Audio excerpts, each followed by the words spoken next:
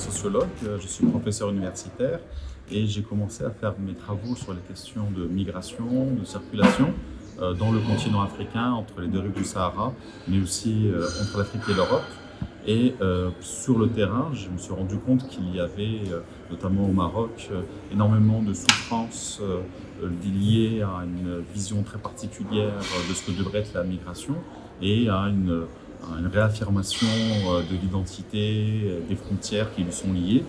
Et il m'a semblé important de ne pas rester que dans ma tour d'ivoire académique et aussi de rendre aux communautés qui m'ont accepté, accompagné ou que j'ai accompagné dans leur mobilité, notamment en créant une association avec d'autres amis, parce que sur le terrain, d'autres personnes aussi travaillaient sur ces questions-là et on s'est rendu compte qu'il fallait organiser quelque chose. Alors pour moi, c'est ça ma pratique, quelque part de la démocratie. Elle n'est pas déconnectée ni du savoir, ni de la réalité sociale, ni des besoins des populations. Alors évidemment, ça peut paraître un peu surplombant, on peut penser que le sociologue regarde la société par le haut. En fait, les communautés, les populations ont leurs propres moyens de résistance, de survie, d'organisation, de négociation. Et donc, il y a à l'intérieur des propositions intéressantes à écouter. Faut-il être capable de les écouter? Donc, j'ai joué un peu ce rôle finalement de médiateur, même si je l'avais pas prévu. Mon rôle, c'était de faire de la recherche et d'en tirer finalement un profit académique, de faire ma carrière.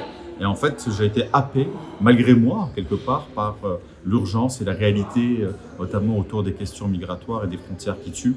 Et on a réussi, notamment au Maroc, à faire un peu changer les choses, notamment à travers cette association, en changeant le narratif, notamment grâce d'abord aux populations qu'on a mis sur le devant de la scène, mais aussi grâce aux travaux, on va dire académiques, qui ont pu donner des faits, des notions, des chiffres sur la réalité migratoire.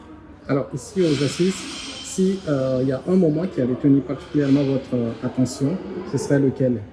Alors, je pense la conférence du professeur Membé parce que bien sûr on le lit, on connaît, on avait déjà l'abstract de ce qu'il allait être dit, mais c'était un moment très important parce qu'il était signifié à quel point il faut aussi accueillir dans ce monde, comment j'ai à me dire, en mouvement, d'autres communautés que simplement les communautés humaines, celles qui ont dominé, et la question de l'égalité, c'est-à-dire la question de la relation et de la réciprocité de l'égalité dans la relation est très importante et il faut augmenter le périmètre de cette communauté qui serait peut-être aussi une communauté terrestre dans laquelle, au-delà des humains, il y a aussi le vivant, en tout cas la nature qu'il faut intégrer.